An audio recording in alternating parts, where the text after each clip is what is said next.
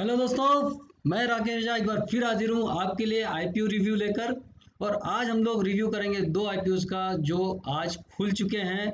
और हम देखते हैं आगे चल के कि क्या आपके लिए अच्छा है और क्या आपके लिए नहीं अच्छा है, या दोनों अच्छे हैं, या किसी में एक में लगाना चाहिए, किसी में एक में नहीं लगाना चाहिए। तो इन दोनों का जो रिव्यू है हम लोग देखते हैं। तो मैं राकेश रेजा, राकेश ट्रेडिंग सिस्टम तथा growth factor capital services LLP के ओर से आपका स्वागत करता हूं। इसके पहले कि हम आगे बढ़े, मैं एक डिस्क्लेमर देना चाहता हूं कि मैं कोई सेबी रजिस्टर्ड एनालिस्ट या इन्वेस्टमेंट एडवाइजर नहीं हूं। यहां जो भी इंफॉर्मेशन मैं दे रहा हूं, जो मुझे पब्लिक डोमेन में देखकर मिल रही है, जो मेरा अपने अंडरस्टैंडिंग है, मेरा अपना बाजार को समझने का, नेट को समझने का अपना जो अनुभव है, उसके बेसिस पे मैं यहाँ इसको एनालाइज करता हूँ। उसके बाद में इसमें इसके ऊपर डिसीजन लेना या नहीं लेना ये आपके ऊपर है। आप अपनी सोच के हिसाब से डिसीजन लेंगे, या आप अपने फाइनेंशियल एडवाइज़र या इन्वेस्टमेंट एडवाइज़र के सर्विस बेसिकली उनसे सलाह लेके आप अपना डिसीजन लेंगे। आपको होने वाला किसी भी तरह का फ़ायदा या नुकसान की जिम्मेदारी मेरी नहीं है। तो ये था डिस्क्लेमर। इस और आगे चलने से पहले मैं एक बार और आपको रिक्वेस्ट करता हूँ, वीडियो को लाइक कीजिए, शेयर कीजिए, और चैनल को अगर सब्सक्राइब नहीं किया तो सब्सक्राइब कीजिए। तो चलो चलते हैं आगे। तो सबसे पहले निवोको विस्टास, इसके हाइलाइट देखते हैं, इसके क्या मतलब प्लस पॉइंट्स हैं। तो ये एक निरमा ग्रुप की कंपनी है। हमको पता है कि निरमा जो ग्रुप है, जिसके की प्रोडक्ट है निरमा साबुन और निरमा सर्फ, ये एक बहुत ही एस्टैब्लिश कंपनी है। और इनका ही ये सीमेंट का ये सीमेंट के सेक्टर में इनका अपना ये कंपनी है। इसके आगे चलते हैं। तो इनका जो मैनेजमेंट है, हमको पता है कि निरमा जो ग्रुप है, इन लोग का इनका अपना जो मैनेजमेंट है वो बहुत स्ट्रांग है। एक जीरो से कंपनी जिन लोगों ने खड़ी की है, और एचयूएल जैसे कंपनी को टक्कर देने वाली जो कंपनी खड़ी की है, वही मैनेजमेंट ये कंपनी भी चला रहा है। इन्होंने पिछले कुछ सालों में मतलब 2016 और 2020 में दो बड़े एक्विजिशंस किए हैं, लफार होलकेम और इमामी सीमेंट के। और ये अब बन गए हैं फिफ्थ लार्जेस्ट कंपनी। इनके अपने खुद की 11 प्लांट्स हैं जो नॉर्थ और ईस्ट इंडिया में फैले हुए हैं। टोटल कैपेसिटी इनकी जो है 22.32 एमटीपी की है। ये इनके अपने खुद के पावर प्लांट्स हैं, जिससे इनकी करीब करीब 47% मतलब ऑलमोस्ट आपका आधी जो खुद की रिक्वायरमेंट है पावर की, वो उससे फुलफिल होती है। तो ये इनका क्या है, इससे इनकी डिपेंडेंसी कम होती है और खर्चा कम होता है। इनके अपना एक डेवलपमेंट सेंटर है मुंबई में, जहां वो नए नए प्रोडक्ट को रिसर्च भी करते रहते हैं। और जैसे रेडीमिक्स से रिलेटेड प्रोडक्ट है, क्या कंस्ट्रक्शन से रिलेटेड कुछ प्रोडक्ट है, उस पर इनका काम चलते रहता है। जो कंपनी आर एन डी पे खर्च कर सकती है, वो कंपनी आप ये समझिए कि अच्छी कंपनी हो सकती है। इनके खुद के 49 आर एम एक्स प्लांट है। आर एम एक्स प्लांट मतलब रेडी मिक्स प्लांट। तो रेडी मिक्स जो होता है, जो कंपनी जो कंक्रीट है, सीधा कंक्रीट अपने रेडी मिक्स प्लांट में बनाती है और उसको कंस्ट्रक्शन साइट पे डायरेक्ट सप्लाई करती है। तो ये ऐसे इनके रेडी मिक्स प्लांट है। हम लोग ने देखा होगा बड़े बड़े जो ट्रक्स रहते हैं, जिसपे मिक्सर ऐसे घूमते रहता है, और वो साइड पे लेके जाके वो कंक्रीट को डंप करते हैं। तो इनके इसके लिए इनके बड़े बड़े क्लाइंट्स होना भी ज़रूरी है। तो उनका अच्छा खासा इस टाइप का बिजनेस भी है। अगर इनके हम लोग निगेटिव पॉइंट देखें, तो एक हमको पता है कि अभी भी रियल इस्टेट और इंफ्रास्ट्रक्चर का जो सेक्टर है, वो अभी उतना तेजी से नहीं बढ़ रहा है। वहाँ अभी भी डिमांड की कमी दिखती है। और ये जो है कोविड है, इसने अभी भी काफ़ी धूम मचा रखी है। अभी भी काफ़ी इसका असर हमको दिखता है। काफ़ी जगह अभी भी लॉकडाउन धीरे धीरे उठ रहा है, कहीं तेज़ी से मतलब काम चालू नहीं हुआ है। तो ये एक सीमेंट कंपनी के लिए मुश्किल भरा दौर भी हो सकता है। अगर हम लोग इनकी डेबिट की बात करेंगे, तो ये बहुत मतलब कर्जे में है, हाई डेबिट है। और लेकिन ये हाई डेबिट जो है, वो उसी को कम करने के लिए ये लोग ये पैसे जुटा रहे हैं। तो जैसे ही इस आईपीओ के थ्रू इनका पैसा आएगा तो ये इसको डेबिट कम करने में इनको मदद मिलेगी। जो प्राइस है इसका, स्टॉक का प्राइस जो इन्होंने जो आईपीओ का प्राइस जो इन्होंने रखा है, वो वैल्यूएशंस मुझे उतने अट्रैक्टिव नज़र नहीं आते। तो लिस्टिंग में बहुत बड़ा गेन मिलने के चांसेस कम है, 10-15%, 20% का आपको गेन हो सकता है। और over the period long term में ये कंपनी बहुत अच्छी हो सकती है, लेकिन वहाँ आपका प्राइस करेक्शन आएगा एक बार, और फिर आपको तय हो मतलब जहाँ एक प्राइस कुछ समय बाद सेटल होती है, वहाँ आपको पता चलेगा कि राइट वैल्यूएशन क्या होनी चाहिए। ये एक लॉस मेकिंग कंपनी है, मतलब अभी कम से कम इसके बैलेंस शीट में जो हमको दिखता है वो ये लॉस कर रही है। अब ये लॉस क्यों कर रही है उसका भी जो एक वजह जो मुझे दिखता है वो ये है कि अ, जो इन्होंने लास्ट ईयर एक बड़ा एक्विजिशन किया इमामी सीमेंट्स को खरीद के, तो इनको वहाँ काफ़ी पैसा वहाँ देना पड़ा, तो जो प्रॉफिट है वो उनका कम होता हुआ नजर होगा। ये मेरी अपनी सोच है। तो ये फाइनेंशियल्स अगर हम लोग देखते हैं तो इनकी जो एसेट है हम ये देख सकते हैं कि एसेट में लास्ट ईयर में जो 21 में है, ये यहाँ जाके आपको अचानक से ये बढ़ी हुई दिखती है। और ये मुझे ये लगता है कि ये जो एक्विजिशन हुआ है इसके वजह से इनकी एसेट की वैल्यू बढ़ गई। लेकिन जो रेवेन्यूज है वहाँ कोई बड़ा चेंज नज़र नहीं आता है। टैक्स जो प्रॉफिट है वो भी पिछले साल की अपेक्षा इस साल कम हो गया है। उस समय जबकि बाकी कंपनियां काफ़ी अच्छा प्रॉफिट कमा रही हैं, और सीमेंट की कंपनियां जो आप अगर अंबुजा का या अल्ट्राटेक सीमेंट या एसीसी या किसी भी छोटे मिड साइज सीमेंट कंपनियों के भी अगर हम लोग इस बार के रिजल्ट देखते हैं, पिछले 2-3 क्वार्टर से ये कंपनियां काफ़ी अच्छा प्रॉफिट कमा रही हैं। और इसीलिए इन कंपनियों के अगर शेयर्स के भाव भी देखेंगे तो अपने ऑल टाइम हाई पे चल रहे हैं। उसी समय में ये कंपनी लेकिन प्रॉफिट नहीं कमा रही है। ये इसके लिए एक नेगेटिव फैक्टर हो सकता है।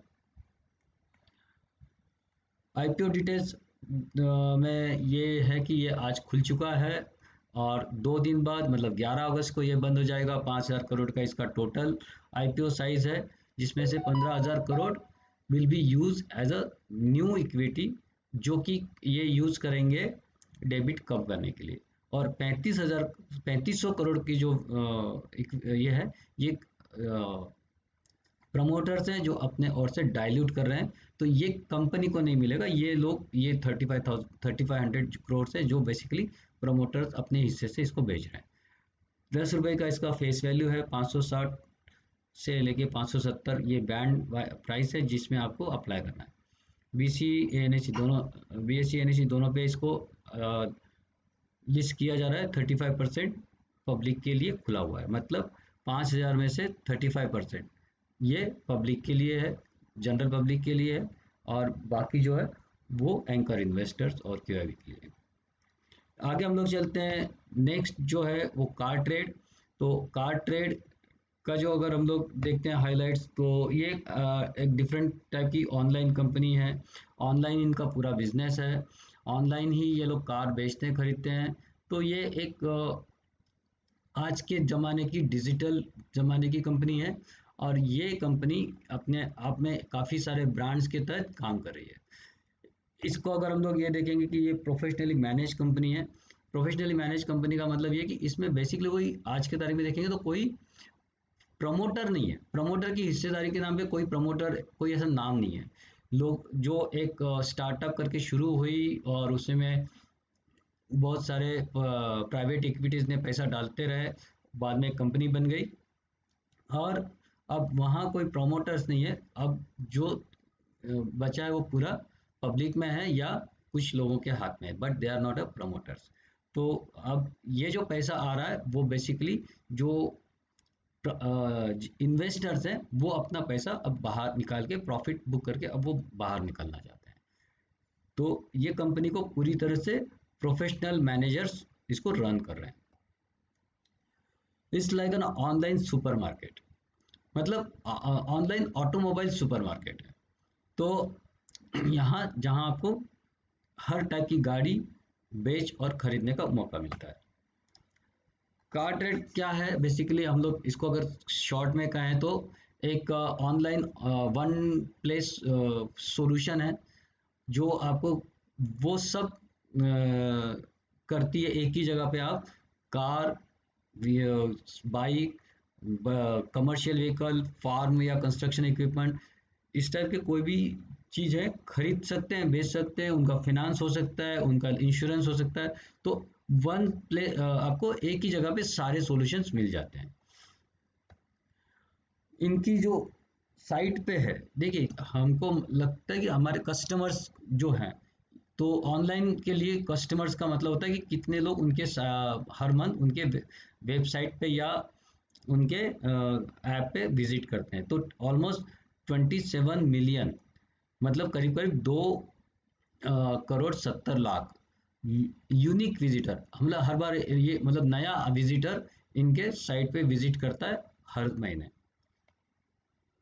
और स्केलेबल बिजनेस है, आप इसको बिजनेस में कोई लिमिटेशन नहीं है, स्काई इज द लिमिट, कितना भी बढ़ सकता है, क्योंकि इसमें ये पैन इंडिया फैला हुआ है। आगे चल के ये लोग पैन अपनी वर्ल्ड में भी मतलब शाखाएं खोल सकते हैं। ये बिजनेस आप कहीं से कहीं भी कर सकते हैं, तो इसमें कोई ये नहीं कि बाउंड्रीज नहीं है। जैसे जोमेटो है, तो जोमेटो इंडिया में भी है, तो जोमेटो ने अपना बिजनेस और भी बाकी देशों में भी फैला हुआ है। तो सिंपल है, ऑनलाइन है तो ऑनलाइन की कोई बाउंड्रीज नहीं होती, तो ये आगे चल के बाहर देशों में भी अपना बिजनेस फैला सकते हैं। तो मतलब बिजनेस की लिए जो स्कोप है वो बहुत बड़ा है। निगेटिव फैक्टर क्या है कि अभी फिलहाल जो है इंडिया में हम लोग देखते हैं कि अभी मतलब ऑटोमोबाइल सेक्टर में उतनी डिमांड नहीं है, स्लो डाउन चल रहा है, बहुत ज़्यादा डिमांड अभी क्रिएट नहीं हुई है। और इसकी एक वजह कोविड तो है, लेकिन ऑटोमोबाइल सेक्टर का जो स्लो डाउन है वो हम लोग काफ़ी समय से देख रहे हैं, कोविड के पहले से देख रहे हैं। अब ये डिमांड नॉर्मलाइज हो गई है। अभी हम लोग कंपेयर करेंगे तो अब इसी को हम लोग मान के चलेंगे, यहाँ से ऊपर जाने के चांस है। तो वो एक हम लोग बोल सकते हैं कि ठीक है कि अब उसका बेस एक क्रिएट हो गया है।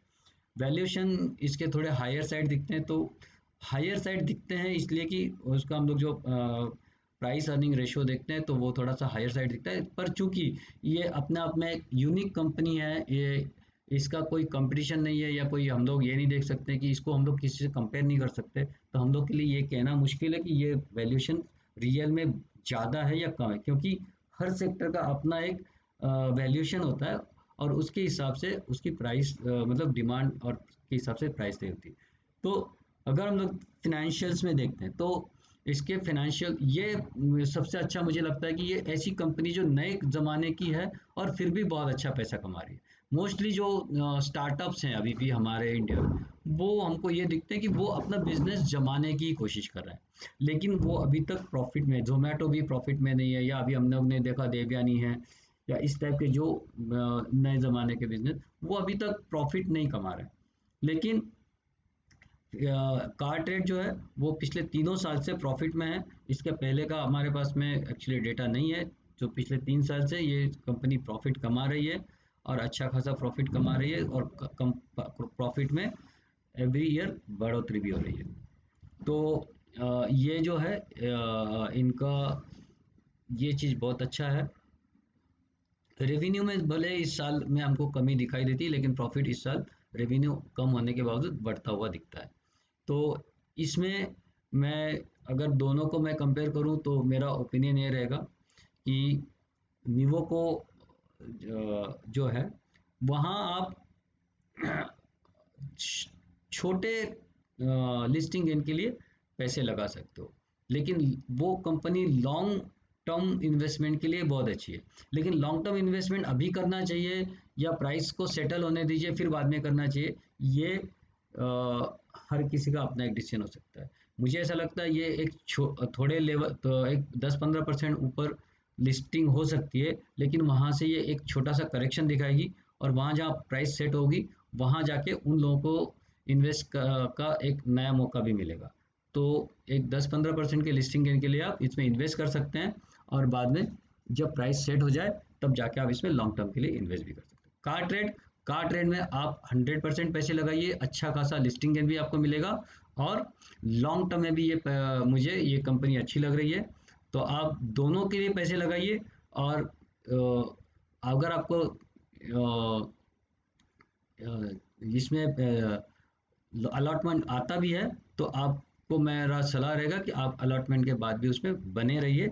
लिस्टिंग गेन भी आपको मिलेगा और आगे चल के भी आपको पैसा मिलेगा। तो ये जो मेरा ओपिनियन है इस मामले में, आपको समझ में आ गया कि आपको करना क्या है। डिसीजन आपको लेना है, या आपको इन्वेस्ट करना है या नहीं करना, ये आपका अपना डिसीजन होगा। और अगर आपको मेरा एनालिसिस पसंद आता है तो वीडियो को लाइक कीजिए और शेयर कीजिए, ताकि और भी लोग इसको समझें और अकॉर्डिंगली वो अपना डिसीजन ले सकें। तो धन्यवाद दोस्तों, इसी के साथ में मैं आपसे विदा लेता हूँ। फिर मिलेंगे बहुत जल्द, एक और नया वीडियो लेकर आऊँगा। कल 2 नए IPO खुल रहे हैं, उनका वीडियो भी मैं जल्द आज या कल तक आपको दे दूंगा।